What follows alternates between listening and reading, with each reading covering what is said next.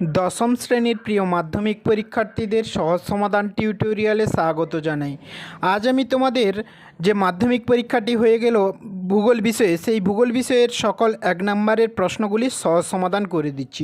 তোমরা দেখে নাও। প্রথমেই আছে দেখো, একটি বহির্জাত প্রক্রিয়ার উদাহরণ হলো, উত্তর হয়ে যাবে আবহাওয়া বিকার।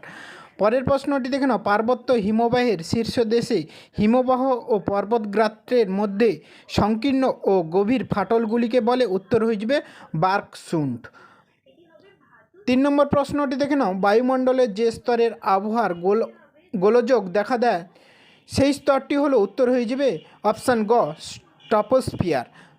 4 নম্বর প্রশ্নটি দেখে নাও, বৈপরীত্য উত্তাপ সংঘটিত হয় যখন, উত্তর হয়ে যাবে উচ্চতা বৃদ্ধিতে উষ্ণতা বৃদ্ধি পায়। 5 নম্বর প্রশ্নটি দেখে নাও, ভূপৃষ্ঠে কোনো একটি স্থানের জোয়ারের সঙ্গে ভাটার সময়ের পার্থক্য, উত্তর হয়ে যাবে 6 ঘন্টা 13 মিনিট। অত্যন্ত সহজ প্রশ্ন। পরের প্রশ্নটি দেখে নাও, সমুদ্রের যে স্থানে উষ্ণ ও শীতল স্রোত উভয়ে মিলিত হয় তাকে বলে, উত্তর হয়ে যাবে হিম প্রাচীর। 7 নম্বর প্রশ্নটি দেখে নাও, বিষাক্ত নয় এমন একটি বর্জ্য পদার্থের উদাহরণ হলো, উত্তর হয়ে যাবে ধানের খোসা। 8 নম্বর প্রশ্নটি দেখে নাও, ভারতের উত্তরে পার্বত্য অঞ্চলে অবস্থিত একটি লবণাক্ত হ্রদের নাম হলো, উত্তর হয়ে যাবে প্যাংগং হ্রদ। 9 নম্বর প্রশ্নটি দেখে নাও, ভারতের একটি মুখ্য বৃষ্টিচ্ছায় অঞ্চল হলো, উত্তর হয়ে যাবে শিলং মালভূমি। 10 নম্বর প্রশ্নটি দেখে নাও, ব্যাসল্ট শিলার আবহবিকারের ফলে সৃষ্ট মৃত্তিকা হলো, উত্তর হয়ে যাবে কৃষ্ণ মৃত্তিকা। 11 নম্বর প্রশ্নটি দেখে নাও, ভারতের কেন্দ্রীয় কার্পাস গবেষণা কেন্দ্রটি অবস্থিত, উত্তর হয়ে যাবে নাগপুর। 12 নম্বর প্রশ্নটি দেখে নাও, বনজ ভিত্তিক শিল্পের একটি উদাহরণ হলো, উত্তর হয়ে যাবে কাগজ শিল্প।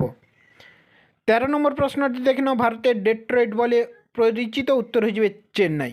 14 নম্বর প্রশ্নটি দেখে নাও, উপগ্রহ চিত্রে নদী ও জলাশয় যে রঙের সাহায্যে নির্দেশ করা হয় তা হলো, উত্তর হয়ে যাবে গাঢ় নীল।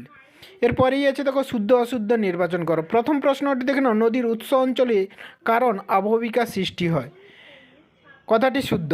পরের প্রশ্নটি দেখে নাও, ঝুলন্ত উপত্যকা নদীর ক্ষয়কার্যের ফলে গঠিত হয়, কথাটি অশুদ্ধ।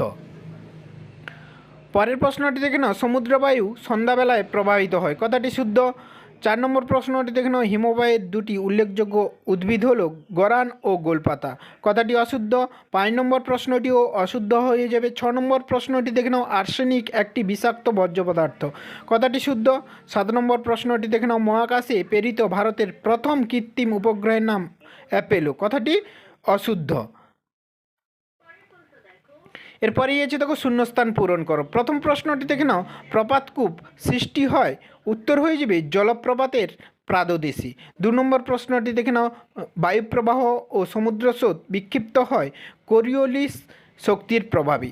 3 নম্বর প্রশ্নটি দেখে নাও, নিরক্ষীয় অঞ্চলে পরিচলন ধরনের বৃষ্টিপাত সংঘটিত হয়। 4 নম্বর প্রশ্নটি দেখে নাও, শীতল ল্যাব্রাডোর স্রোতের প্রভাবে নিউফাউন্ডল্যান্ড অঞ্চলে শীতকালে তুষারপাত হয়। 5 নম্বর প্রশ্নটি দেখে নাও, ব্যবহৃত ইঞ্জেকশন সিরিজ একটি মেডিকেল অথবা প্লাস্টিক বর্জ্য। 6 নম্বর প্রশ্নটি দেখে নাও, ন্যাপথা উত্তর হয়ে যাবে পেট্রো রসায়ন শিল্পের প্রধান কাঁচামাল। 7 নম্বর প্রশ্নটি দেখে নাও, 2011 খ্রিস্টাব্দে আদমশুমারি অনুসারে ভারতের সর্বনিম্ন জনঘনত্ব সম্পূর্ণ রাজ্যটি হলো, উত্তর হয়ে যাবে সর্বনিম্ন জনঘনত্ব সম্পূর্ণ রাজ্যটি হলো, উত্তর হয়ে যাবে অরুণাচল প্রদেশ। এর পরের প্রশ্নে আছে দেখো, এবার একটি বা দুটি শব্দ উত্তর দাও। প্রথম প্রশ্নটি দেখে নাও, চুনাপাথরযুক্ত অঞ্চলে নদীর ক্ষয়কার্যে কোন প্রক্রিয়া প্রাধান্য দেখা যায়, উত্তর হয়ে যাবে দ্রবণ প্রক্রিয়া। এর পরের প্রশ্নটি দেখে নাও, বায়ুমণ্ডলের কোন স্তরে মেরুপ্রভা দেখা যায়, উত্তর হয়ে যাবে আয়োনোস্ফিয়ার। 3 নম্বর প্রশ্নটি দেখে নাও, কোন মহাসাগরে ঋতু পরিবর্তনের ফলে সমুদ্র স্রোতের দিক পরিবর্তিত হয়, উত্তর হয়ে যাবে ভারত মহাসাগর। 4 নম্বর প্রশ্নটি দেখে নাও, কর্ণাটকের ব্যবচ্ছিন্ন মালভূমির নাম লেখো, উত্তর হয়ে যাবে মালনাথ। 5 নম্বর প্রশ্নটি দেখে নাও, কোন শক্তিশালী ক্রান্তীয় ঘূর্ণিঝড়ের প্রভাবে 2020 সালে দক্ষিণবঙ্গ ক্ষতিগ্রস্ত হয়, উত্তর হয়ে যাবে আমফান। 6 নম্বর প্রশ্নটি দেখে নাও, শ্বাসমূল কোন জাতীয় উদ্ভিদের একটি বৈশিষ্ট্য, উত্তর হয়ে যাবে লবণাক্ত। পরের প্রশ্নটি দেখে নাও, খনিজ তেল স্বাভাবিক গ্যাস বহনে কোন পরিবহন মাধ্যম খুবই উপযোগী, উত্তর হয়ে যাবে নলপথ। 8 নম্বর প্রশ্নটি দেখে নাও, ভূবৈচিত্র্য সূচক মানচিত্রে যে কাল্পনিক রেখার সাহায্যে ভূমির উচ্চতা দেখানো হয় তার নাম লেখো, উত্তর হয়ে যাবে সমোন্নতি রেখা। এরপরেই আছে দেখো বাম দিক ডান দিক মেলাও।